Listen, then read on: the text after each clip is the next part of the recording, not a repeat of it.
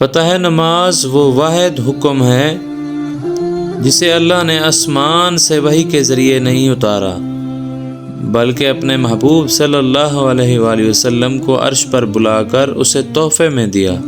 سبحان اللہ۔ آپ کو پتہ ہے جوانوں کی عبادت بوڑھوں سے کیوں افضل ہے؟ رسول اکرم صلی اللہ علیہ وآلہ وسلم فرماتے ہیں جو جوان جوانی میں خدا کی عبادت کرتا ہے اس کو اس بوڑھے کے مقابلے میں کہ جو بڑھاپے میں عبادت کرتا ہے اسی طرح برتری حاصل ہے جیسے انبیاء کو عام انسانوں کے مقابلے میں برتری حاصل ہوتی ہے۔ انسان جب جوانی کے مرحلے میں قدم رکھتا ہے تو وہ ہر لحاظ سے کامل ہوتا ہے۔ جو طاقت اور قوت جوانی میں ہوتی ہے وہ زندگی کے کسی مرحلے میں نہیں ہوتی۔ یہی وجہ ہے کہ ہر کوئی جوان کی جوانی سے فائدہ اٹھانا چاہتا ہے، چاہے وہ اچھے لوگ ہوں یا برے لوگ۔